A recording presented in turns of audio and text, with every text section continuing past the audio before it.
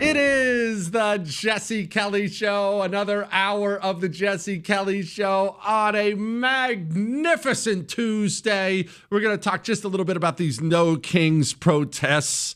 Briefly, we're going to, the fallout from it's not exactly what they should be. We'll touch a little bit more on city-states, hostile foreign city-states inside of our country, young adults going back to church, a federal judge continues to act insane, Trump's going after Colombia. We'll talk about, emails, violent communists, all that and more coming up. And remember, half hour from now, I'm bringing on Will Chamberlain. I don't have a lot of guests on the show. I really just prefer to talk myself, but every now and then I kind of feel like we need an expert on something. I'll bring in someone like Darby to talk about the military. Will Chamberlain's so good on law stuff. And I know you have questions the same way I have questions about these prosecutions, like Brennan, the Brennan news from today, James Comey, John Bolton. How legit are these? Are they going to stick? And Will doesn't sugarcoat stuff. If it's something that's not going to stick or he's hesitant on, he'll say it. If it's something that he thinks is pretty cut and dry, he's going to say it. About a half hour from now, we'll find out who's going to burn. These people going to burn? They all going to get off scot-free? 30 minutes from now, we'll bring in Will Chamberlain. All right? All right. So there are some Democrat senators that are already worried about the fallout from the No Kings protests. It's guys like Angus King, John Fetterman, Catherine Cortez Masto, and others. They're already expressing concern for it.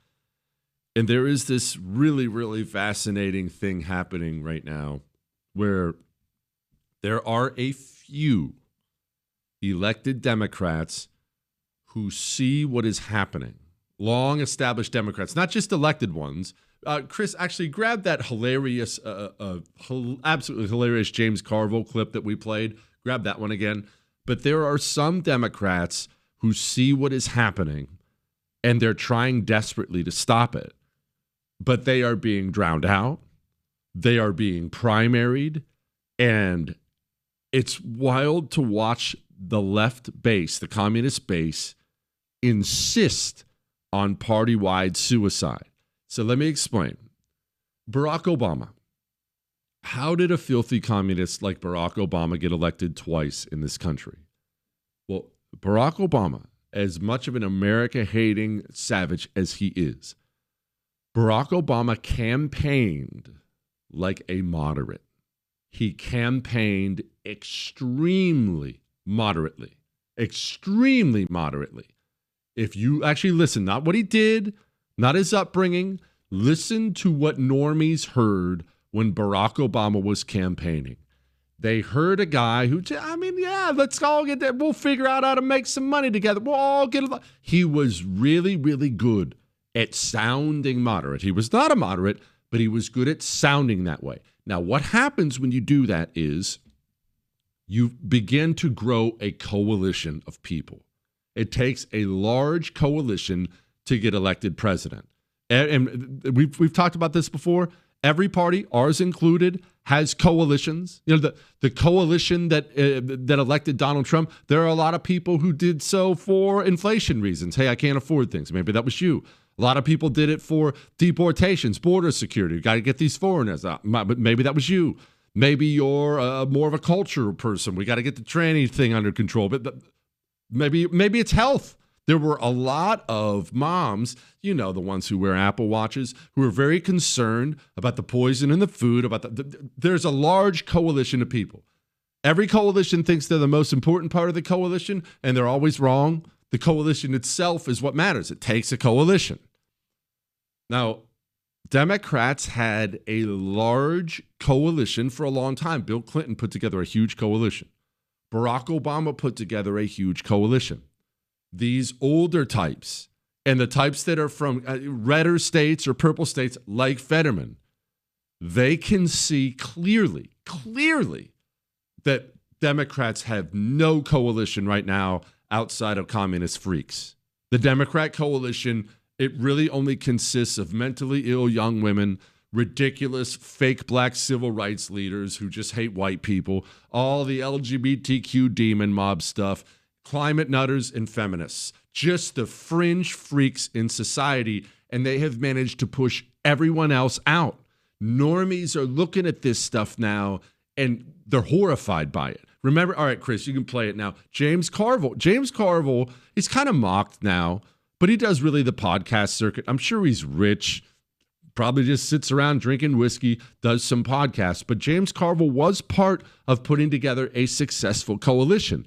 James Carville watched this little mini Democrat convention where they brought out this Indian woman to do a land acknowledgement. The land belongs to the tribes and stuff like that.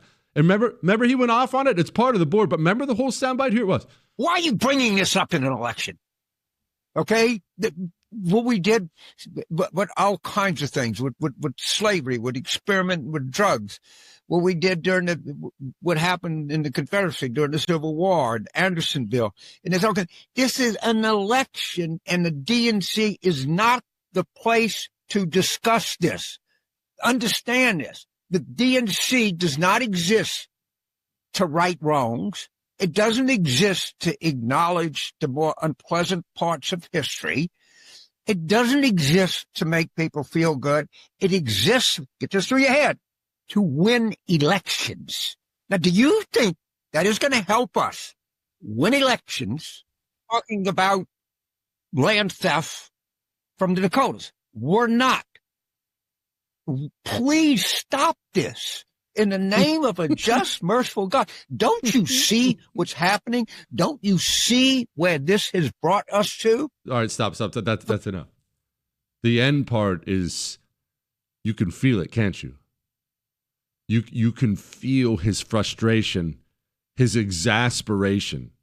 He's watching. This is probably not an ideological guy. Of course, dyed-in-the-wool Democrat, but he's only interested in winning elections. And he's watching. He's on the outside looking in, watching as normies are being horrified by Democrats. And he's practically begging, don't you see? Why can't you see what this has brought us to? And he's done this before. Remember this?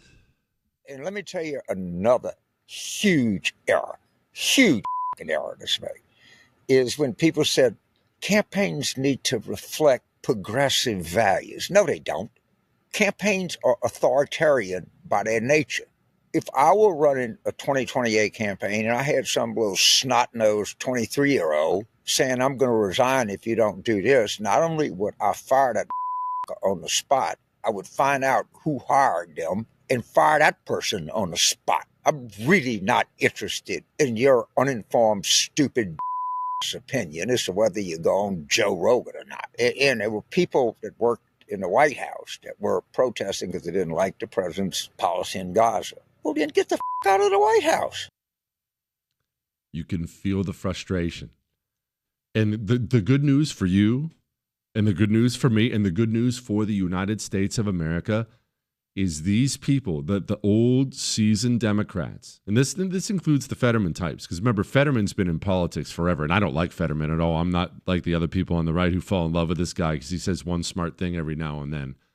But the Fetterman types, the James Carville types, the guys who have been around a very long time, they are not only watching as the party pulls away from normal America completely, they are begging them to stop. Begging them to stop. And they watched that stupid No Kings protest, and guys like Fetterman and guys like Angus King, these older Democrats, you know what they watched? They watched all these Democrats on the street celebrating Charlie Kirk's murder. There wasn't one or two of them. We played you some audio of it last night. It wasn't one old lady here or one lady there. It wasn't just Big Chungus making the assassination, shot in the neck sign. It was Democrat after Democrat after Democrat. And you know what the Fettermans, the Carvilles, the Angus Kings of the world see? They see what normies see. They see a party that not only is out of step with normal Americans, looks violent, looks mean, looks miserable. I talked about this before. We've talked about it many times. You know what Donald Trump You know what his rallies, what these boat parties, what these other things look like, even if they're not your thing. You know, I'm not a boat party guy either. It looks fun. Young people see 50 boats with MAGA flags on them in Florida, and you know what they think? I want to be part of that. That looks like a good time. Can I get on your boat? I like boats. What do you think they see when they see Big Chungus mocking Charlie Kirk getting murdered in Illinois? Do you think young people searching for what they believe, what they want to be part of, you think they see Chungus and say, man, I hope that's me? They don't. It's wonderful.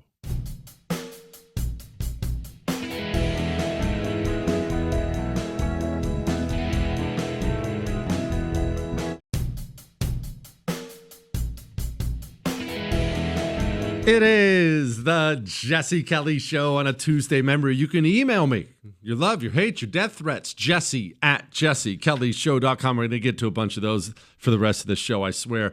I wanted to touch on this real quick. Headline, young adults lead a resurgence in church attendance. That Charlie Kirk assassination, it moved young people more than it moved any other demographic in this country. They saw Charlie Kirk as being one of them, caring about them, listening to them, and watching him die on camera moved people. It woke people up to evil. And oftentimes in life, especially if you've had it good, if life's been safe, and we want life to be safe and good, right? I don't want you to experience misery and hardship, although you will. But we want life to be good and safe. I don't want you ever to even see anything bad. But that's not realistic. And one day you pull up your cell phone and you watch somebody, even if you weren't a fan, somebody you knew, a young face, a young husband and father, and you watch him die on camera. You know some communist animal killed him. It may not make you believe in God right away, but you know there's a devil.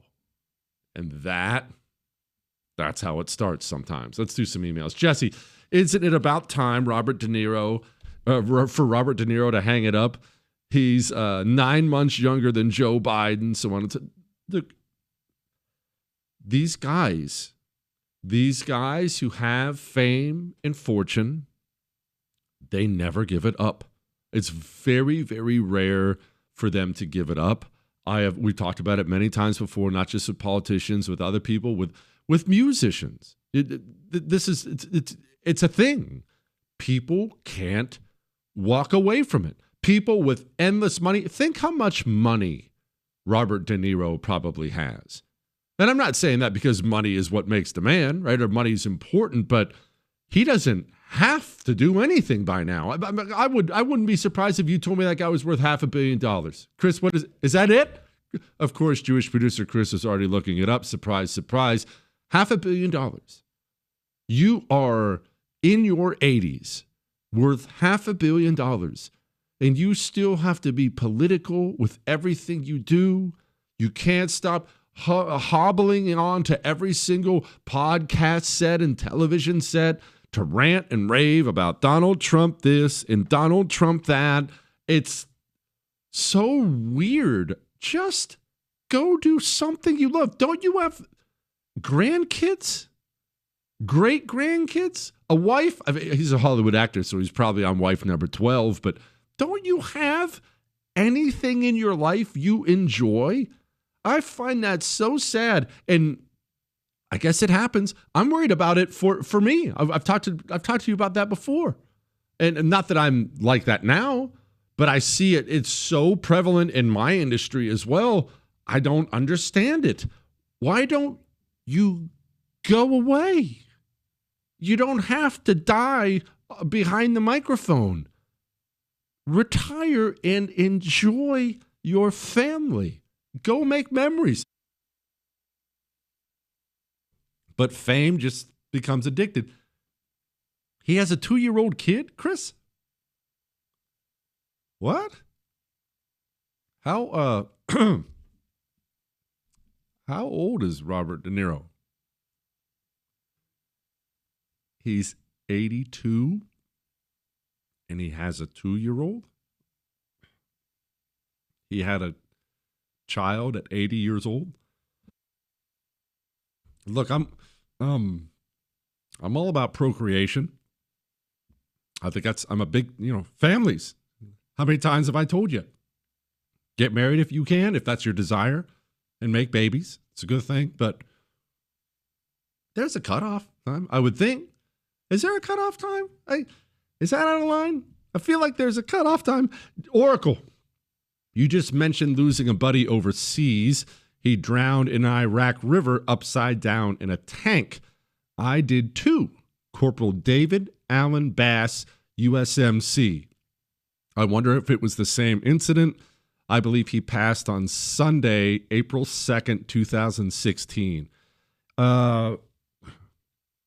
If you're right about that date, it was not the same date. My buddy, Lance Corporal Rodriguez was his name. He would have been 2004 because this was,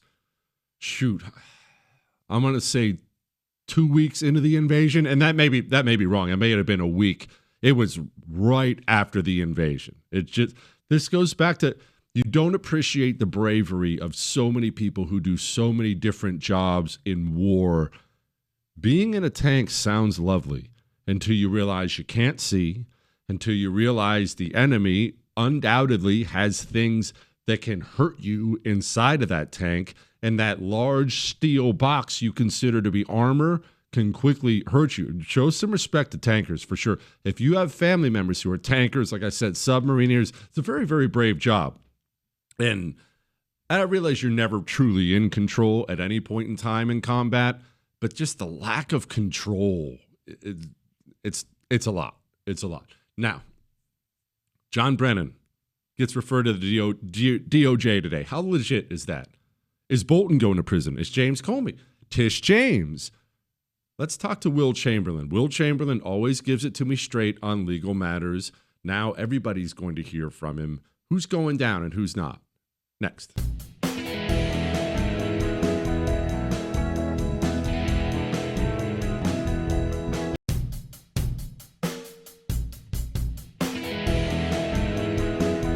It is the Jesse Kelly Show on a wonderful Tuesday. And that we're listening to Material Girl tells me that Will Chamberlain, my friend, made the mistake of not choosing his intro music. And everybody knows the rules. If you don't choose, we find the worst song we can find on short notice. So joining me now, senior counsel at the Article 3 Project, my friend Will Chamberlain. Will, you made a bad mistake, my friend. Oh, you got it wrong. I actually said Material Girl because I couldn't think of a song off the top of my head, and I couldn't help but think. I was like, well, I just might as well get in front of this. Like, I know what's coming. Oh, you know what? I actually respect it. All right, set this aside. Let's deal with the DOJ and the mountain they have to climb to break up the communist cartel in this country, from the street animals to the funders of it. How big of a mountain is this, Will, and can they climb it? It's extremely large, but it's surmountable. I think people were a little too impatient.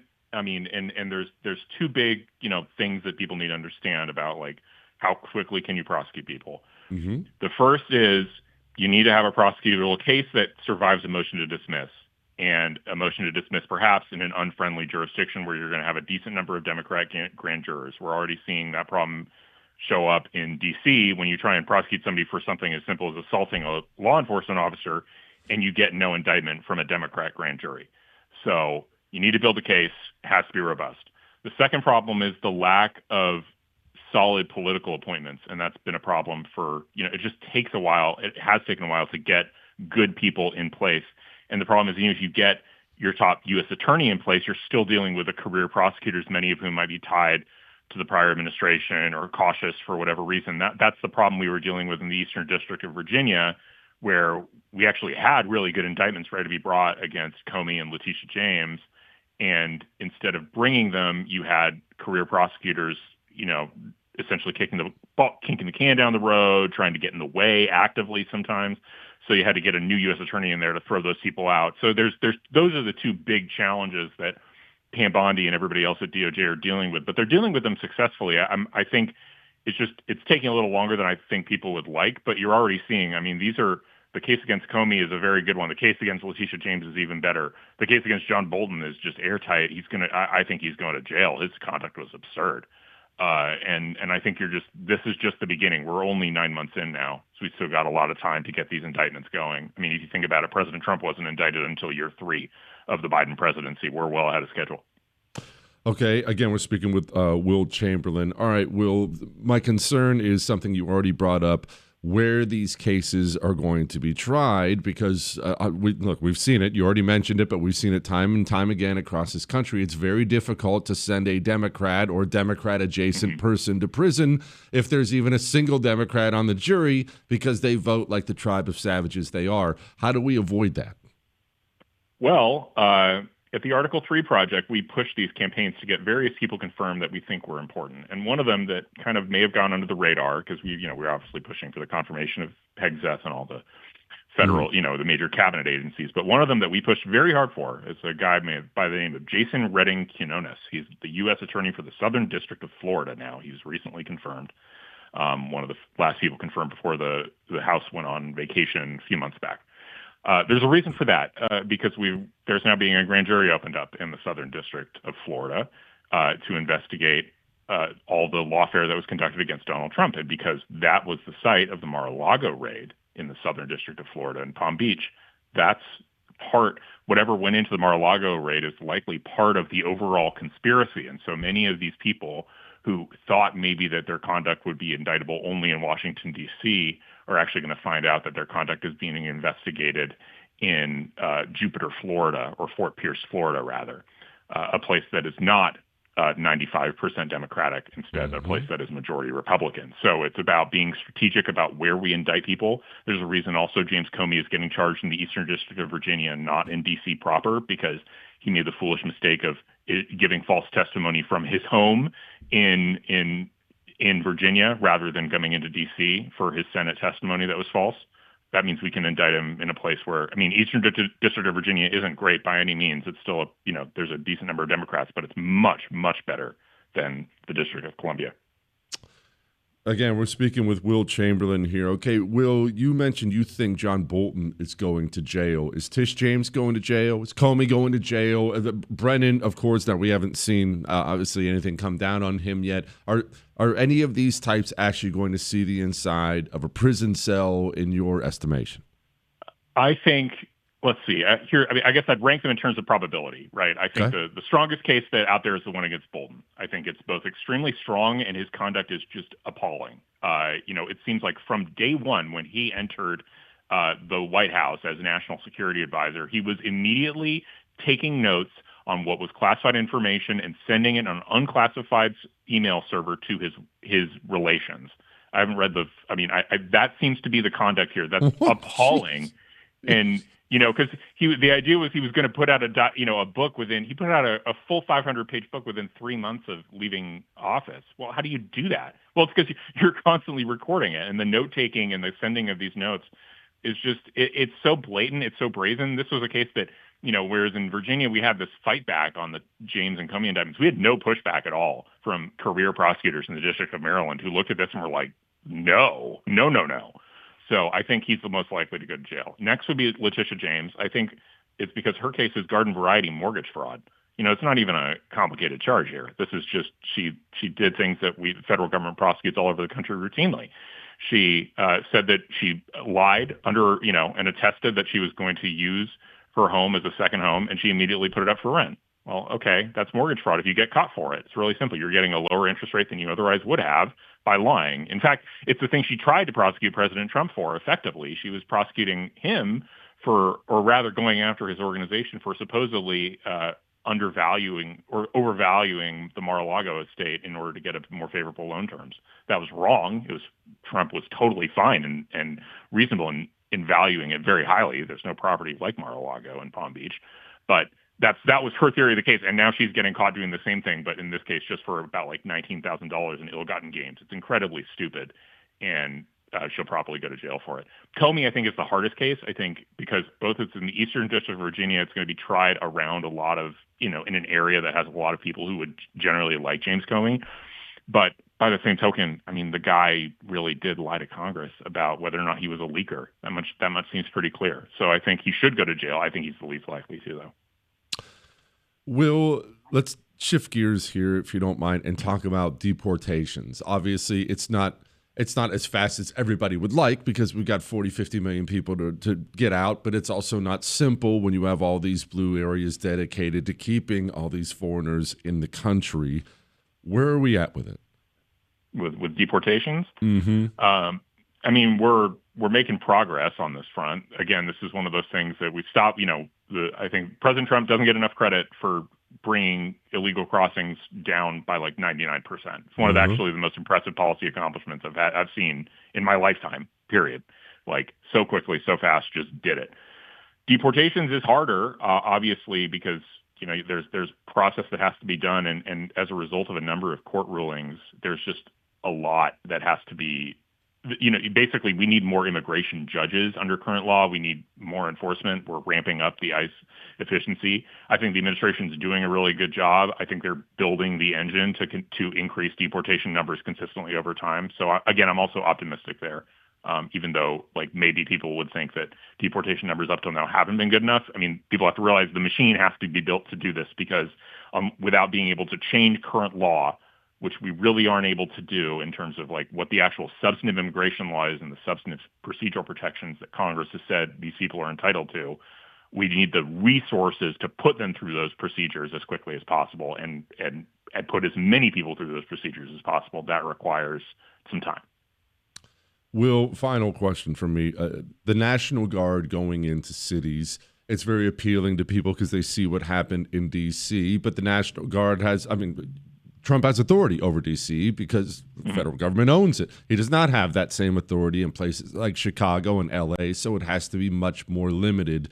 Can these cities even be saved? I know you can turn down violent crime for a weekend because you brought in the National Guard, but that's not a permanent solution.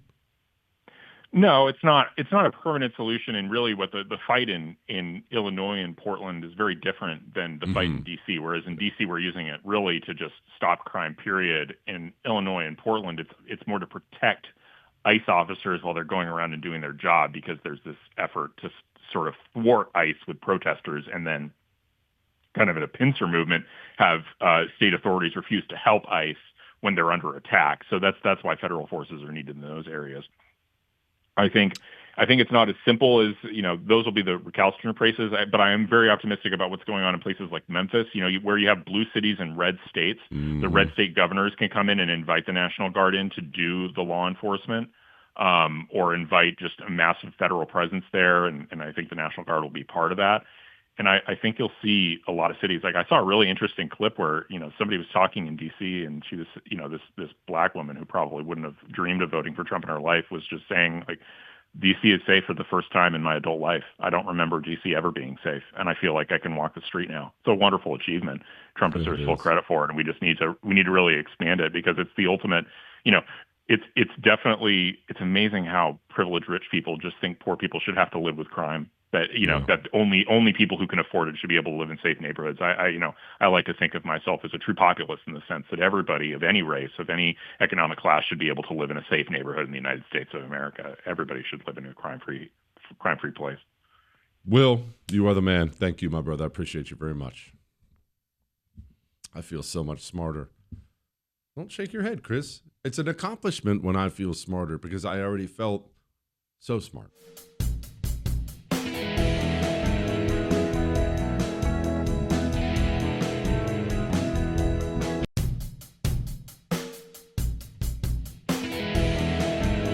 It is the Jesse Kelly Show on a wonderful Tuesday. Remember to email me, jesse@jessekellyshow.com. Love, hate, death threats, all are welcome. I'm going to get to a lot more of those. Man in Antifa-style mask arrested for opening fire on Trump supporters' home. These people are freaking lunatics.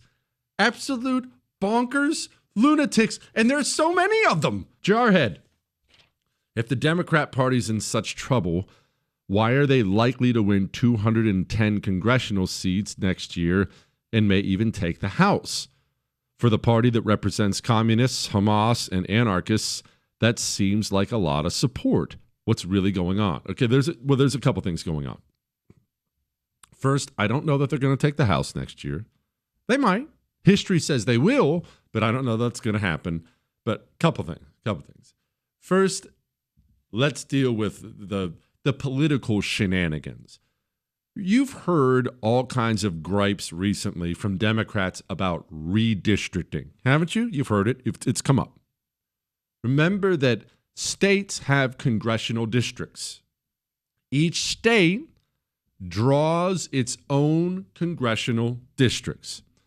What has been happening for years and years and years in this country is blue states, where they control the state government, they will draw their districts in the most ridiculous ways, and the entire purpose of that is to make sure there are no Republicans elected.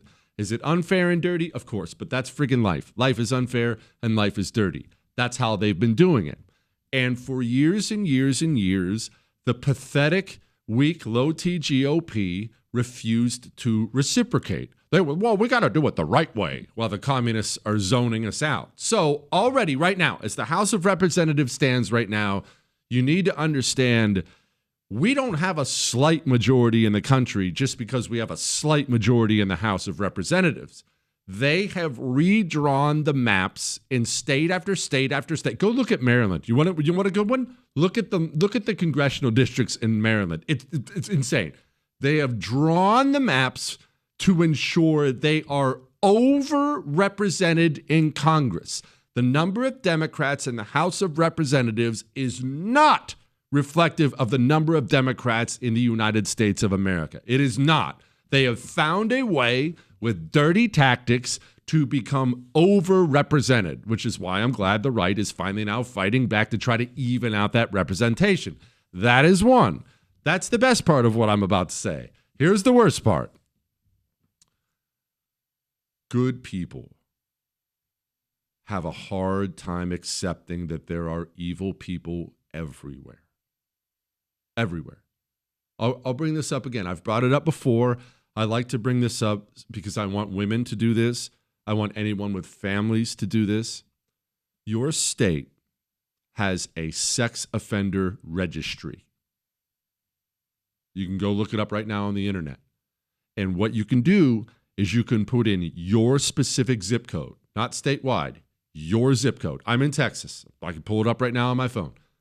And I can put in my zip code. I encourage you to do this for a couple different reasons. One, it's important to know if the house 5 houses down has someone who has hurt children and you have children. That is important to know. And two, even if you don't have kids, even if you're not a woman, it is important from time to time to remind yourself that there are evil people walking among us. And they don't wear signs. You can't always tell. He looks like a nice guy. He drives a Ford. He's wearing khakis. He smiled and waved at me the other day. Said hi at the mailbox. Seems like a good dude. Yeah, he's not. This is not to make you paranoid or make you want to run out of your neighborhood, but we have to be reminded from time to time that just because your family situation is good, just because your town feels safe, just because there isn't a shooting every night, that there are monsters among us, all right? Monsters among us. Always remember that. Go from time to time. Do it once a year. Do it right now while you think of it. We're about to go to break anyway. We have a great third hour for you. We're going to talk to Tiana Lowe about economics, and I'm going to do some email stuff. And apparently we're beating up Columbia and all kinds of great stuff. But right now, during the break, go to your state's sex offender registry and put in your information, your zip code. It'll wake you up. All right, great third hour. Next.